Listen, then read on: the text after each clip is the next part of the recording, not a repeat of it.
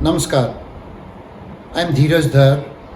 I am a Kashmiri Pandit and a resident of Chandpora, Srinagar, Dudhganga colony. I was one of the many Kashmiri Pandits who left Kashmir and left their homes due to violence and atrocities against our community by the people of Kashmir in 1990. Today, I want to share with you how I was the victim of this violence, which by the grace of God, I was lucky I survived. It was the year 1990, month July. I had already migrated to Jammu. My parents and grandparents were there in Srinagar because my grandfather, he was not inclined to shift to Jammu or any part of the country. He didn't want to migrate basically, he wanted to stay back. So my grandfather was a known saint of Kashmir, and he had a lot of following there, and that's how he didn't want to shift to Jammu. Going back to this, in the month of July, it was around first week of July when few militants, came to our house, and they entered the room of my grandfather, and what they were asking was blessings from him for their so-called struggle. My grandfather turned red and he stared at them.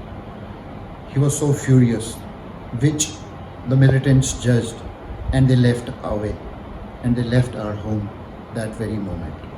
Couple of days later, few military personnel, they visited our home again.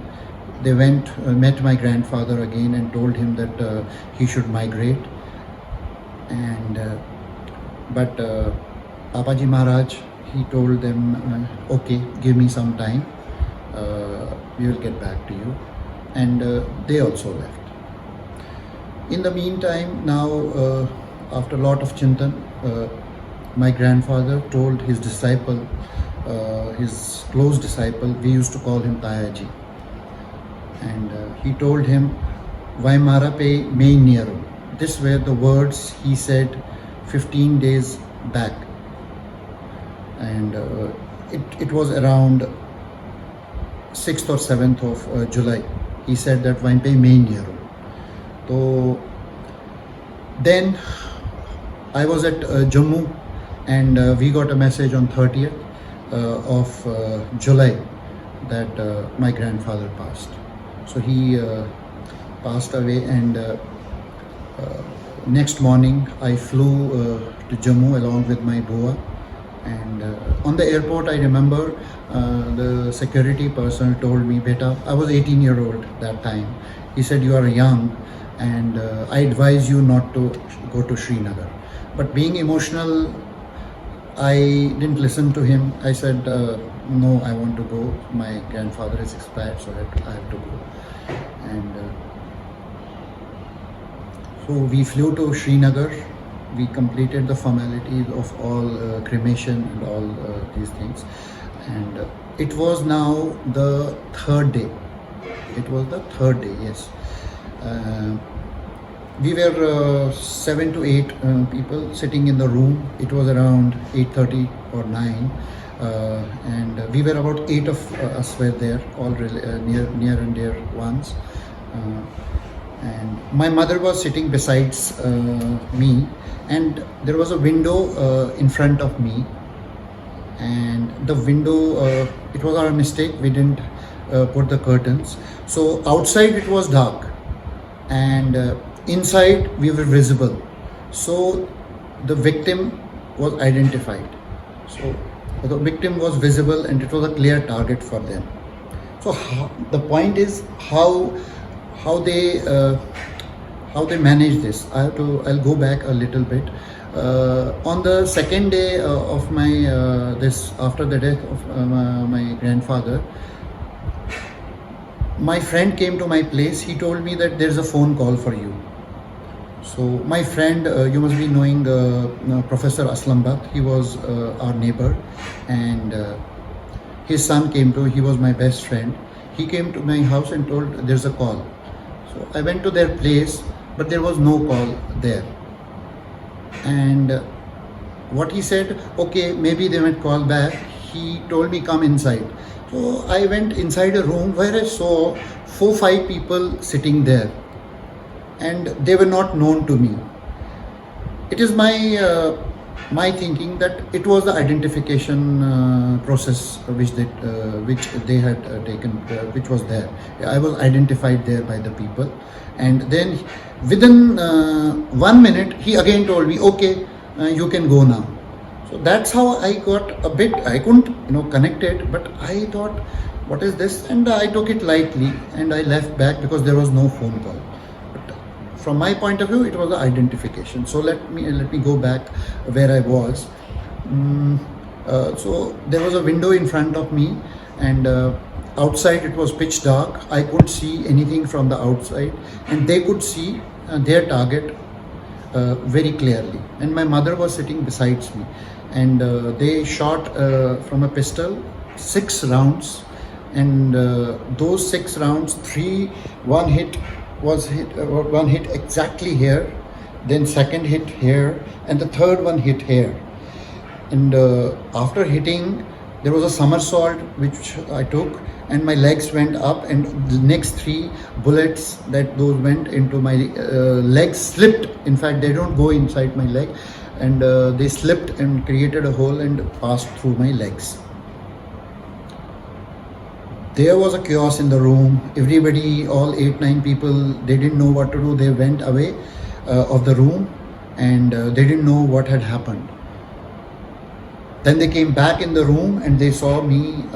I was lying in that room.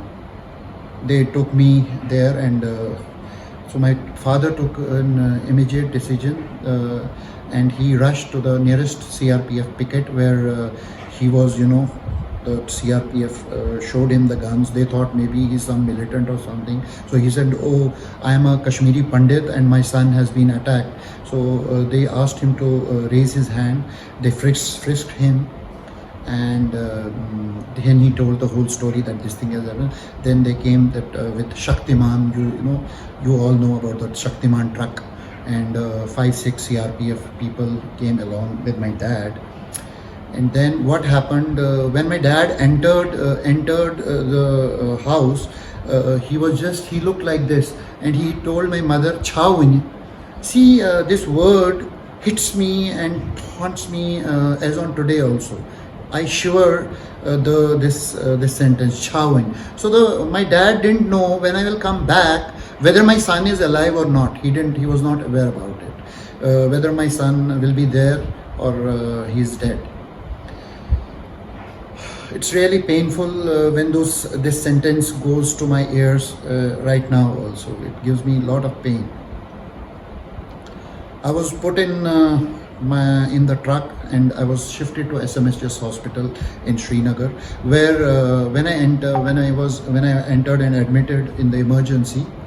So when the doctor saw me, and he checked where all the bullets are, the first thing he said, how you have saved, how you are saved. You have some spiritual force. These were his words. There is some spiritual force who has saved. See, then I asked him later on, then why did you use this? He said that, see, the bullet you have that pierced here, it has gone. He didn't know where it has gone, but he said that we don't know where it has gone, but had it got straight inside, it would have teared my heart. Here it could have teared any vital organ. These 3 places were very critical, but fortunately all the bullets got stuck in my somewhere in the skin, and it didn't pierce any or hit any of my vital organ, and that's why I am alive here. So he told me that any one bullet could have been fatal if it would have hit any vital organ. All the blessings of my grandfather, Then we had certain contacts. I was in the hospital. There was security, and those security persons also scared me. You know what they told me, that there are people downstairs. They are looking for you. You can't believe, I got scared that whole night, and that was the most careful night I have been through in my life. And I thought that any time the door will open, they will come and shoot me. So I asked my security people to be with me, near me with a gun, and they did that. But okay, the night passed. Next day morning, we contacted Delhi, and we had certain contact with SSP Srinagar. He managed my flight back to Delhi, where I was taken to the hospital, and then I came to know that there's a bullet which is stuck here. I was operated, and then I recovered. Later on, through our contacts, we came to know what was the act and who did this act on me. We came to know that people just 3-4 hours houses away from us, there were 2 boys and 2 militants. I don't know who they were. 4 people had come, and they had jointly conducted this operation, and they had also told to the people that since he had come from Jammu, he had come trained from RSS, so we tried to kill him. This is what they had, put an allegation on me. All rubbish. All rubbish. So point is that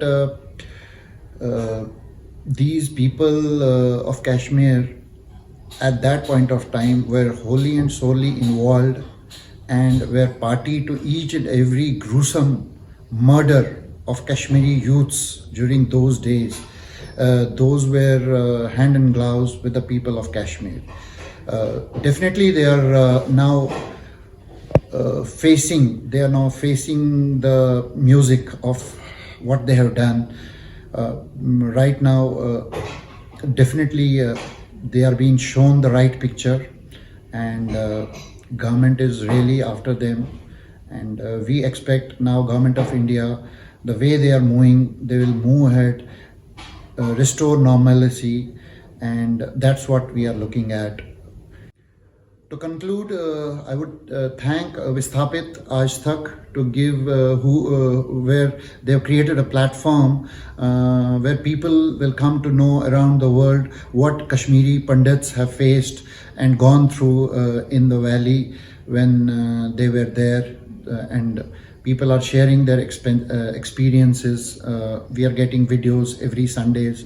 It's a very good initiative, and I congratulate them for this initiative. I thank you, all of you. Namaskar.